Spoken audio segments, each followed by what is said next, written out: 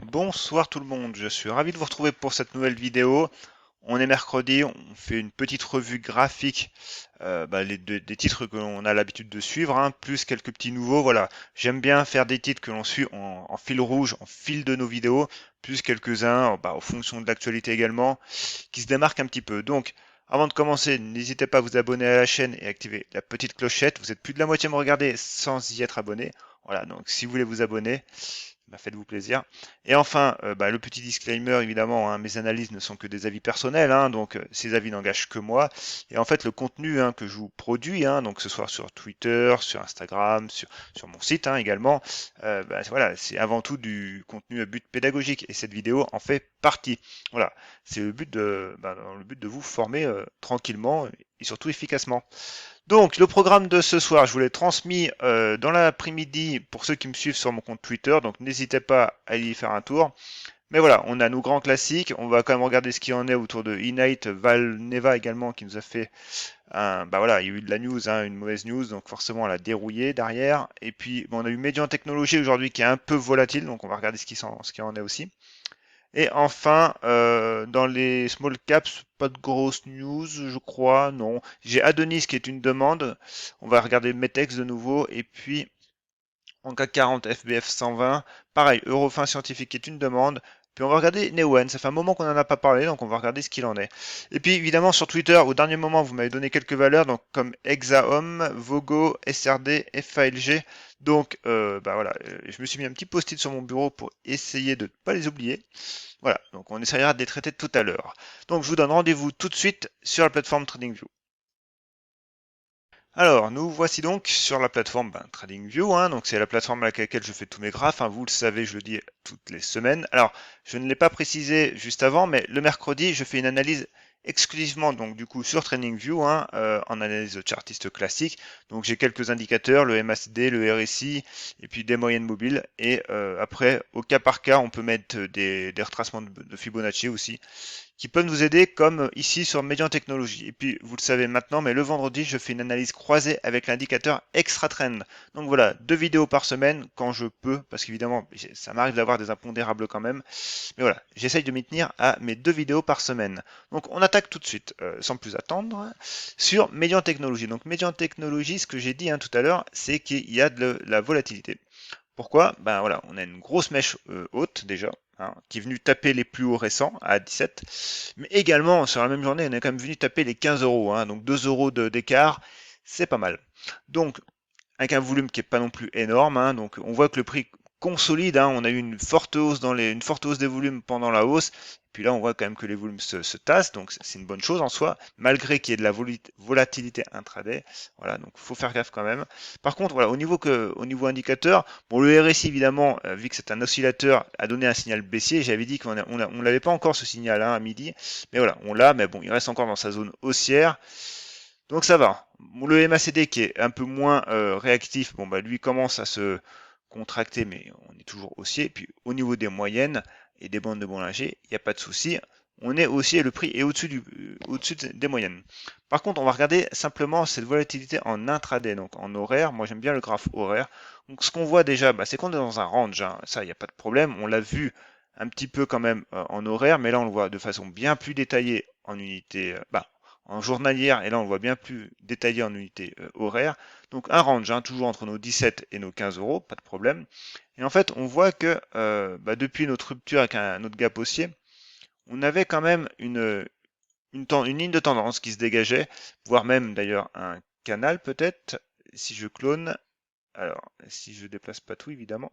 Voilà, on avait un canal haussier. Ce canal a été rompu, à la baisse hein, ici, hein, puis en plus ça a coïncidé avec la M20 qui était quand même pas mal bordée hein, par le prix, donc voilà, c'est vraiment un signal probant. Par contre, voilà, du coup on est retombé sur nos 15 euros, et là aujourd'hui on est revenu taper le haut de notre range court terme, mais du coup voilà, on a quand même maintenu en horaire nos moyennes, la M20 et la M50 hein, qu'on avait perdu, qu'on avait cassé hier. Donc voilà, en gros, à moyen terme, on reste haussier mais neutre dans un range. À très court terme, voilà, vous avez de la volatilité qui apparaît entre cette zone des 15 euros et des 17 euros. Et puis on voit hein, le MACD pour le coup est quasi à deux doigts de repasser haussier. Donc voilà, maintenant l'enjeu pour Médian demain, c'est juste de tenir cette zone là. Voilà, en fait, j'ai même pas besoin de le dire, hein, le graphe parle de lui-même, hein, cette zone là des 16 euros, qui est une zone médiane, hein, entre les 17 et les 15, voilà, faut la tenir. Autrement, oui, on retombera lourdement sur les 15 euros et après, il faudra un petit peu tout refaire. Donc, voilà mon analyse, ce que je peux dire sur Médian Technologies. Maintenant, Valneva. Alors, Valneva, Valbiotis. Valbiotis, pas grand-chose. Simplement, on surveille toujours notre pivot, hein, des 6,95, 7 euros, voilà. Alors, on garde à l'œil qu'on a quand même la M200, mais voilà, on a cette belle cassure de résistance oblique, hein, qui a été faite déjà début août. Là, on latéralise, nos bandes de Bollinger encadrent parfaitement ce range. Voilà, on surveille. Alors évidemment, à très court terme, on surveille les 6,75, 6,70, hein, qu'il faut tenir là. On voit, hein, la M20, encore une fois ici, est bien réactive. Donc voilà, ça sera notre signal à tenir. Mais tant qu'on tient, il n'y a pas de problème. Alors on peut même regarder, si vous voulez ça, en horaire. Alors évidemment, l'horaire, c'est un titre qui n'est pas super liquide, donc les transactions sont un peu justes en horaire. Mais est-ce qu'on peut tracer une petite résistance oblique? Ouais, non, c'est léger. C'est léger. Je pensais qu'il y avait un peu plus de volume que ça, donc non, c'est léger. Simplement, oui, Valbiotis. Simplement, voilà, on attendra le niveau horizontal des 6,95, voilà, minimum, hein, à passer. Du coup, Valneva cette fois-ci. Alors Valneva, bon, je vous refais pas la météo d'hier, hein, on en a parlé sur Twitter. Simplement, alors là du coup, Valneva, le prix est là maintenant, hein. Ça fait bizarre. En fait, hein, le contrat évidemment qu'a résilié Londres pour son vaccin, ben, fait que toute la spéculation qui a été montée autour euh, ben, a été annulée. Donc on revient en fait au niveau d'il y a un mois, quoi, voilà, au niveau des 13 euros. Et en gros, on est sur les mêmes niveaux. L'analyse technique, c'est pas de prédire, hein, le prix, où sera le prix dans 6 mois, hein, c'est de faire avec les forces en présence. Et là, dans les faits, les forces, on les a. Simplement, on va cacher quelques petites, petits graphes. Je vais y arriver. Simplement, on est en semaine là. Voilà. On est en jour. Non. Toc, voilà. On va cacher ça pour y voir un peu plus clair. Le but, voilà, c'est d'exploiter les forces en présence. Et ce qu'on voit, c'est que ben, le prix avait quand même été dans un range, hein, entre les 12,68 et les 11 euros ou 10,50. Et le prix est revenu taper cette zone-là, hein. On a la M200 a tenté, a fonctionné en support, hein, c'est plus que tenté, elle a fonctionné. Alors j'essaye de faire deux choses en même temps. Voilà. Et du coup, qu'est-ce qu'on voit? Eh ben, on voit que quand même, depuis 2 jours, on a un bel échec, hein, quand même sur ces 12,70. Donc, franchement, méfiance. Et on voit même que le prix est revenu sur une autre zone de résistance, hein, qui était les 14 euros. Et voilà, donc résistance aussi. Donc c'est compliqué. Ça reste compliqué. On est baissier quand même au niveau du RSI et du MACD. Donc, il est urgent d'attendre sur Valneva. Voilà. Alors, évidemment, personne ne pouvait prévoir une telle baisse, hein, une telle news sur Valneva, même si ça arrive régulièrement. Voilà. Vous pouvez avoir un titre qui est super bien orienté, un profit warning, et voilà, ça met tout le monde d'accord. C'est le jeu de la bourse. Néanmoins, voilà, c'est pour ça que l'analyse technique, c'est bien. C'est nécessaire, c'est ce que j'enseigne dans mon livre, hein. Il faut cadrer le prix, il faut prendre le temps de l'analyser sur plusieurs unités de temps et tout. Mais néanmoins, le money management, c'est fondamental. C'est crucial, c'est fondamental. Pourquoi? Parce que là, évidemment, vous ne partez pas all-in, hein. Évidemment, vous dimensionnez votre position. Ce qui permet, ben, ce qui nous évitera pas de prendre cette baisse, hein, de plein fouet. Par contre, votre capital de trading, hein, ce qui fait que vous pouvez trader, eh ben, lui, il vous en restera, hein. Donc, vous n'avez pas tout cramé sur une seule position, et puis voilà, vous êtes sorti du jeu, et puis au revoir. Donc voilà, je dis que c'est pas facile, je dis pas que c'est facile de se relever, mais vous pourrez vous en relever. Donc voilà pour Valneva. Du coup, on va regarder IPH. Alors, IPH, c'est volatile aussi pour le coup, hein. Du coup, on va prendre un petit peu de recul. Alors ici aussi, j'ai les retracements de Fibonacci. Donc, la zone des 5,50, voilà, c'était une zone de résistance. En gros, que je vais matérialiser ici. Donc, voilà, entre les 5,60 et les 5,30, voilà, vous avez une zone un petit peu. Donc, qui était envisageable. Donc, le prix a effectivement marqué un arrêt sur cette zone, hein. Maintenant, il aurait pu très bien aller plus haut. Bref, c'est cette zone qui a été marquée. Donc, j'ai tracé mes retracements de Fibonacci en conséquence. Donc, pour l'instant, c'est pareil. Dans les faits, il n'y a pas encore de signal baissier. Pourquoi? Parce que comme Median Technologies, vos moyennes sont haussières, le MACD reste haussier même s'il s'affaiblit. Donc voilà, tout est haussier. Maintenant, le souci, c'est que également en intraday, c'est très très volatile. Pourquoi? Parce qu'on a eu en fait, un beau piège haussier, hein, on va dire ça. On a été tapé en fait cette zone, hein, des 5,30 là, et puis on a tout perdu dans la foulée. Par contre, on maintient quand même tant bien que mal, on va dire, les 38,2 de retracement, donc qui correspond aux 4,60. Donc ici, on affine ça toujours encore une fois en horaire. Et ben en horaire, voilà, on voit que maintenant il y a un range qui se dessine entre 4,75 et ces fameux 5,30. Voilà, on est au milieu. Donc on avait une résistance oblique baissière qui avait été briquée à la hausse, hein, en début de journée, à midi. Mais voilà, on est revenu s'échouer dessus et on voit que ce niveau-là des 4,75 pour l'instant tient toujours. Donc on va le mettre en vert. Maintenant, l'enjeu, encore une fois, c'est de tenir cette zone des 4,75. Si on revient en journalier, c'est 4,75 et c'est 4,60 même, on va dire, cette zone-là, hein, ce rectangle vert, fait qu'on reste encore en consolidation. Voilà. Il ne faudrait pas aller beaucoup plus bas. Pourquoi? Parce qu'on a cette résistance oblique là quand même, hein, donc que j'avais tracée, qui n'est pas spécialement équilibrée quand même, mais voilà, elle a quand même le mérite d'être là parce que on voit quand même qu'elle a quand même pas mal de points d'appui.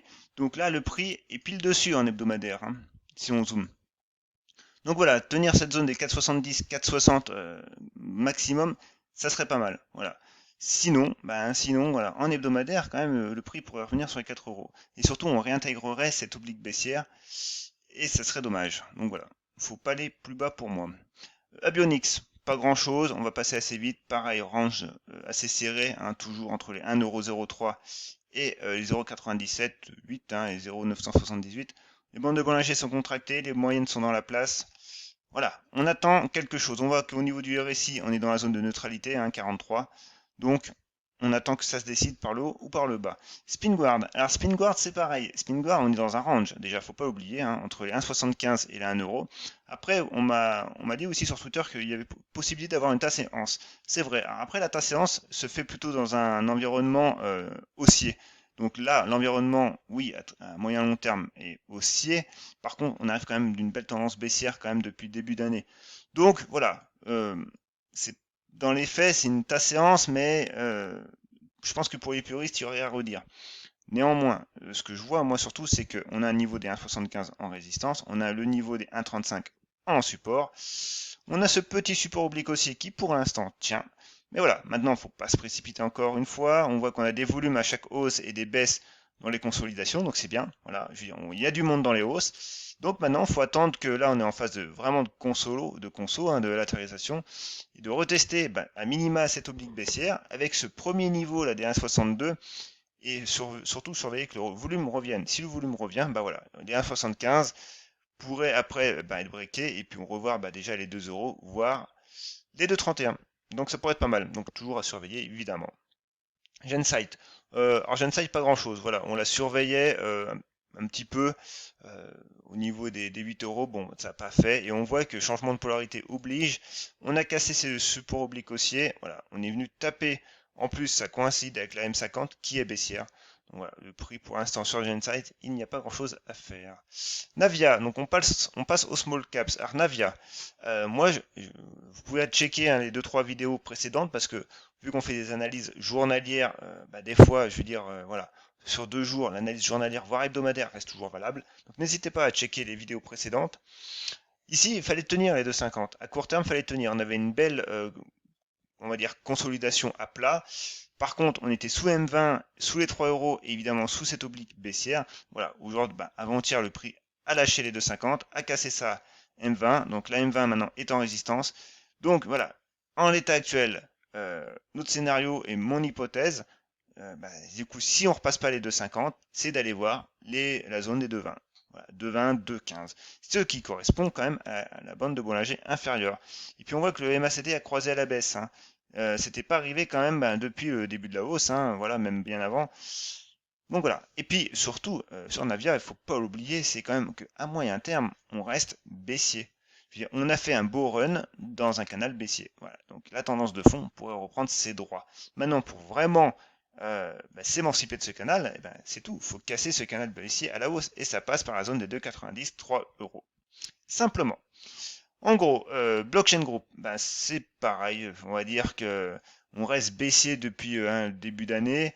Là, on a fait un beau petit run quand même, mais voilà, c'est pas non plus mirobolant, je trouve, hein. Donc ici, ce qu'on peut faire, c'est tracer une résistance oblique. Donc ne vous en faites pas pour les couleurs, hein, parce que voilà, elle est rouge normalement celle-là. On était dans un biseau ascendant. Statistiquement, ça se casse par le bas. Voilà. Donc là, c'est en train d'être respecté. Maintenant, ce qu'on peut faire déjà, c'est que en l'état actuel, les 1,35, voilà, c'est une zone de support qui était une zone de résistance qui s'est transformée en zone de support. Il faut la tenir, cette zone de support. Voilà. Si on la tient, c'est déjà pas mal. Maintenant, si on la lâche, on irait revoir les 1,20. Et surtout, voilà, on a cette résistance oblique baissière. Donc tant qu'on ne revient pas sur les 1,50, méfiance, hein, on peut continuer de latéraliser à plat. Ensuite, Atari. Bon, pas grand chose à dire pour Atari. Voilà, c'était une demande de la semaine dernière, donc je fais simplement un petit suivi. Donc pareil ici, on a eu un petit break hein, sur la flambée qui ont connu un petit peu les small caps début septembre. Là, voilà, une mini flambée. On est revenu taper cette zone-là des 0,47. Donc c'était une zone pas très claire, on va dire, au final, au niveau de ce plus haut ici d'octobre 2020. Donc voilà, ce prix-là, on va dire que le prix a trouvé cette zone de prix-là. Ok, soit. Mais voilà, ça n'a pas continué et du coup, on revient pour le coup sur notre zone de support, zone à tenir. Sinon, on annulera toute la baisse hein, et on reviendra sur les 0,34. Et pour moi, voilà, il n'y a plus grand-chose à faire ici non plus. Reworld Media. Alors, Reworld Media, pour le coup, c'est un très beau titre. Et je découvre en même temps que voilà, moi je l'ai vu à midi, ce chandelier-là n'était pas aussi beau. Donc là, magnifique breakout, hein. D'ailleurs, je voulais mettre un ASD, j'ai pas eu le temps de le faire. Et voilà, j'ai pas eu le temps de le faire. Pourquoi il était beau ce break? Parce que du coup, on avait un beau niveau horizontal bien dessiné, hein, déjà. Voilà, les 4,40, hein, ici, donc en juin 2021, et puis toute cette zone-là qui a été travaillée ces derniers temps. Et voilà, ici, on a un beau breakout avec du volume, c'est très bien. Maintenant, à très court terme, il faut tenir, on va dire, les plus hauts récents, donc les 4,50, qui correspondent à peu près, pas tout à fait la moitié du chandelier, hein, donc on a quasi un marubouzou, hein. La mèche basse est petite par rapport à la taille du chandelier, donc évidemment c'est un chandelier haussier. Donc si on décompose ça sur de l'horaire, on voit que voilà, on avait alors cette résistance oblique, voilà, et on avait cette zone de compression, voilà, on est passé avec une belle augmentation de volume. Donc évidemment au niveau du RSI, du MACD, on est un petit peu en surchauffe à l'horaire, c'est normal.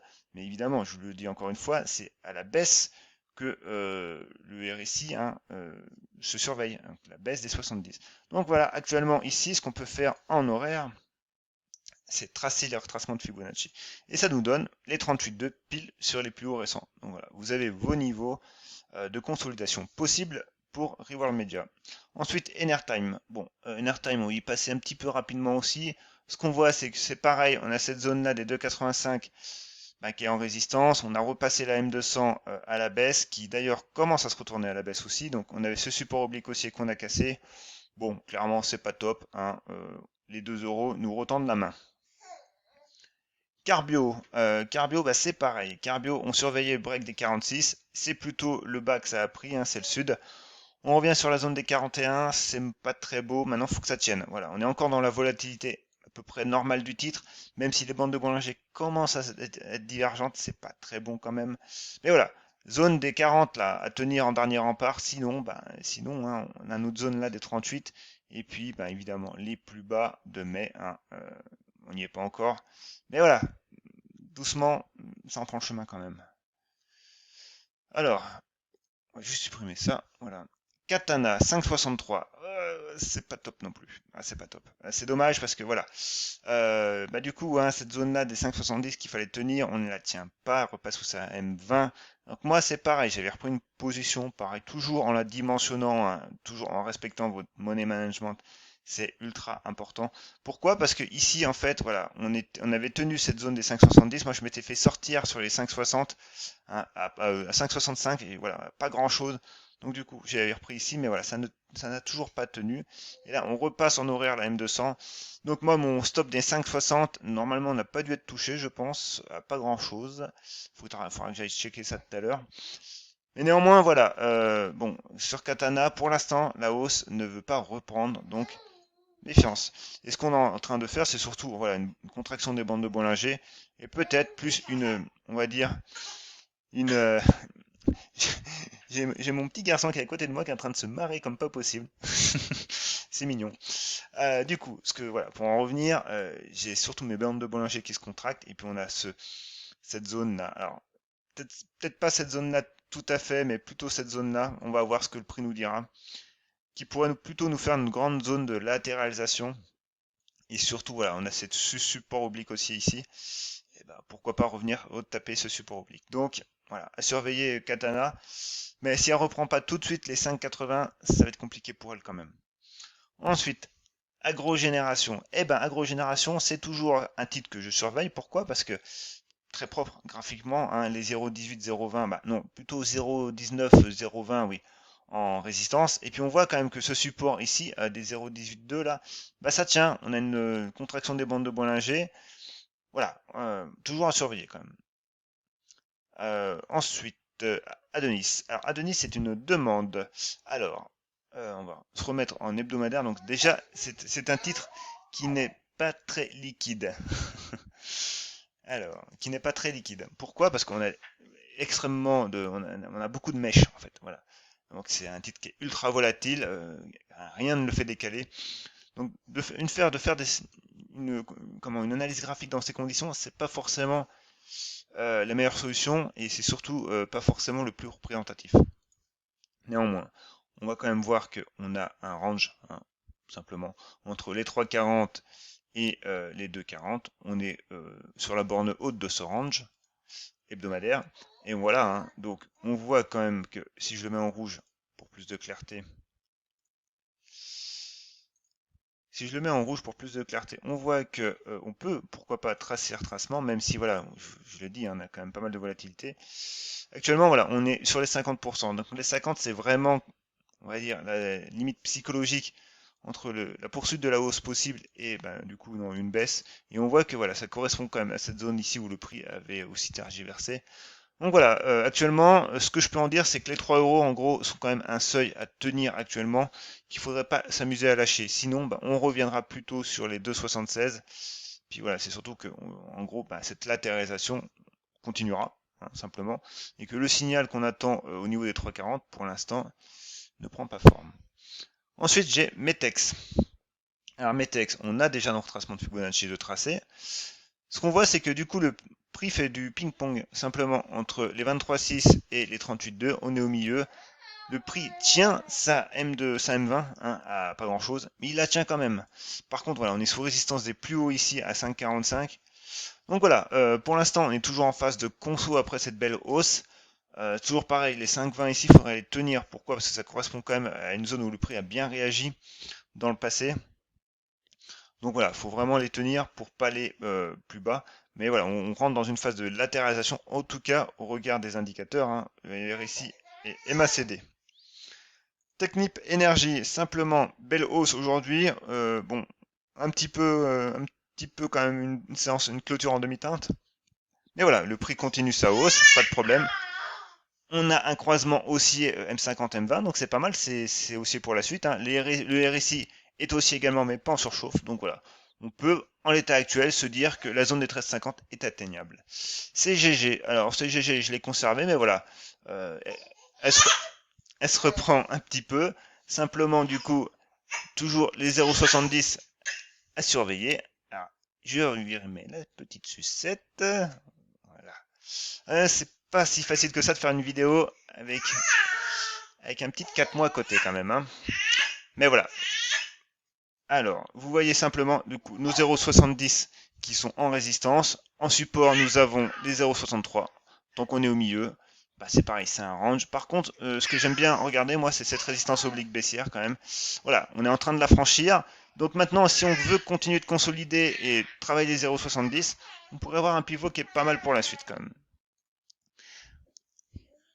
Ensuite, Sanofi. Alors Sanofi, c'est une demande. Alors, on va atténuer, on va effacer un petit peu ce qui est inutile. Voilà, on avait ce niveau support là, hein, qui avait déjà fait office, donc et puis qui était niveau M200. On l'a cassé, donc c'est moche quand même, hein, c'est pas beau. Et du coup, en hebdomadaire, Ce qu'on peut se dire, ben, c'est qu'actuellement, ça serait un retour à la M200 minimum, mais c'est surtout que la M200, on voit qu'elle n'est pas forcément très représentative. Là, elle est plate, donc elle est neutre. Donc, ce serait plutôt la zone actuellement, en tout cas, des 77,50 bah voilà, qui s'affiche en gros sur notre graphe, hein, tout simplement. Par contre, si je me remets en journalier, bah voilà, en fait, on voit quand même qu'on est dans un range hein, entre les 95 et les 77.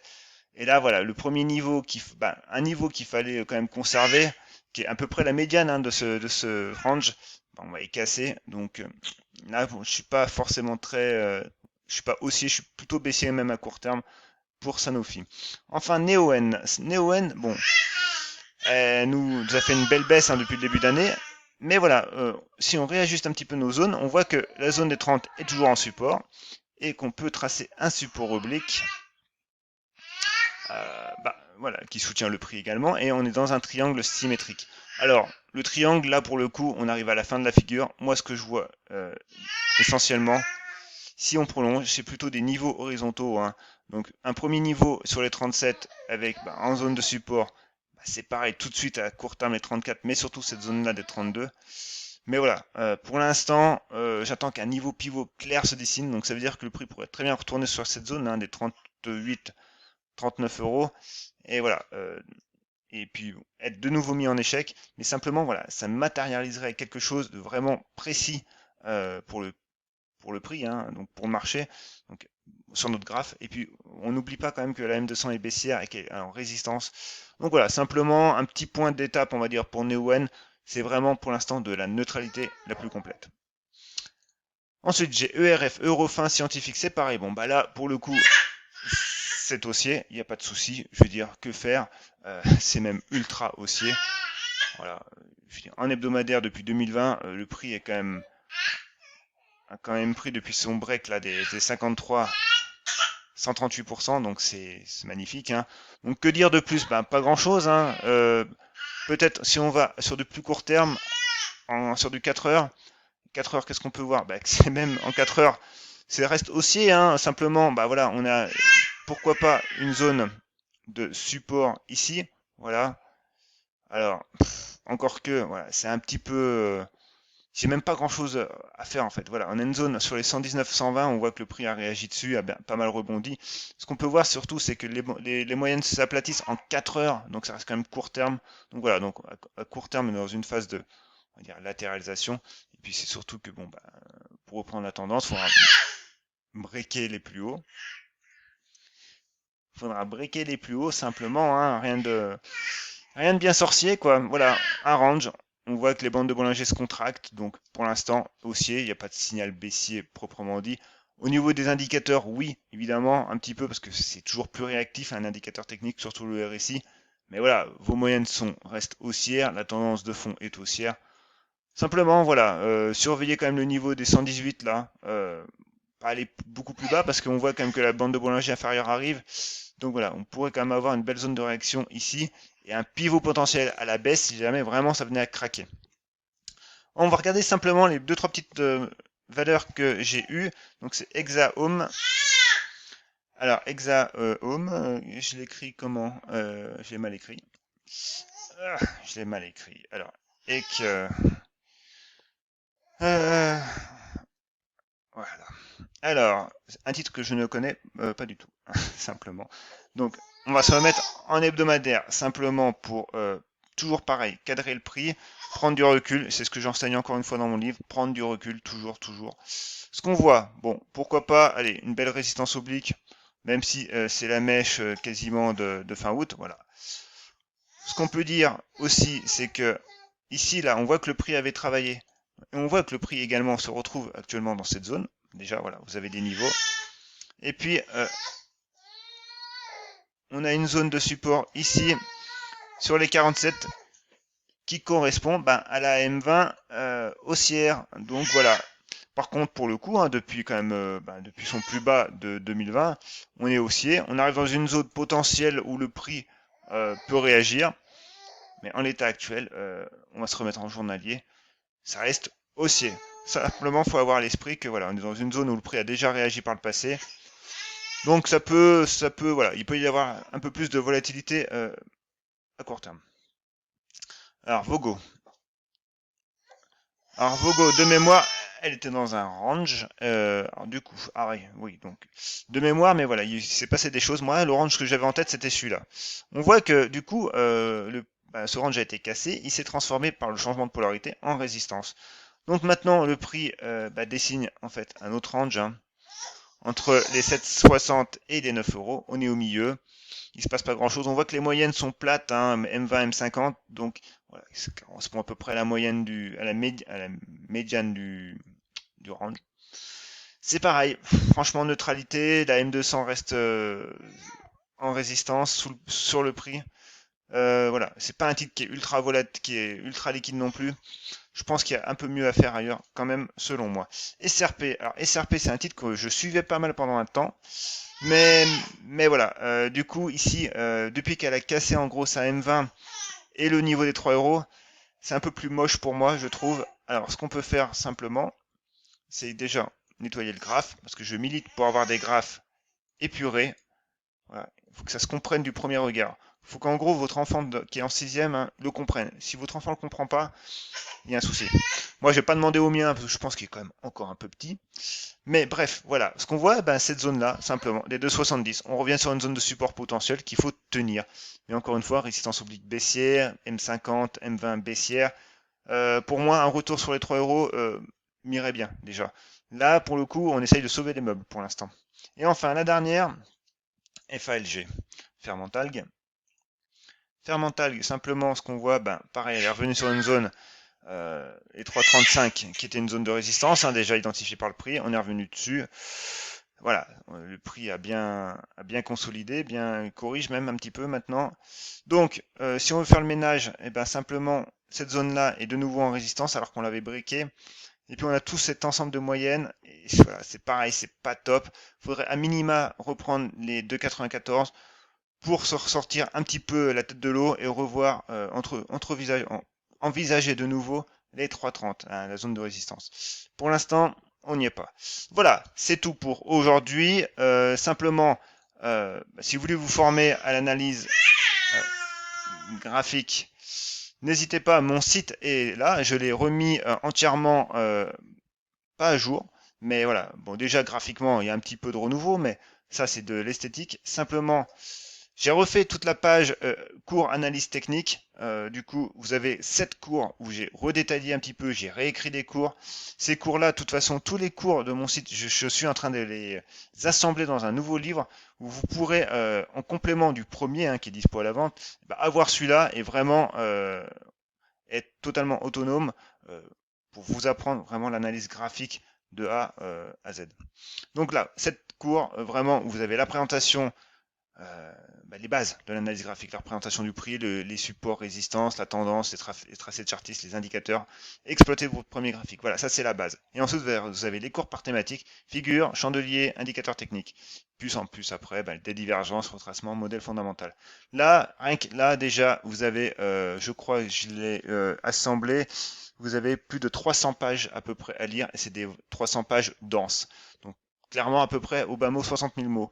Vous avez un peu de lecture quand même. Donc voilà, n'hésitez pas si vous voulez vous former à l'analyse, tout ça c'est en libre accès, il n'y a pas de problème, c'est gratuit. Et puis après, si vous voulez mettre on va dire un cadre, tout ça à vos graphiques, hein, parce que c'est bien de tracer des supports et des résistances, mais ça ne fait pas tout. Voilà, si vous voulez un peu mettre tout ça dans un processus global, eh ben, mon livre est là, il est dispo, et c'est sur mon site. Donc n'hésitez pas. Moi je vous dis sur ce, à très bientôt, et puis à vendredi sûrement. Bonne soirée.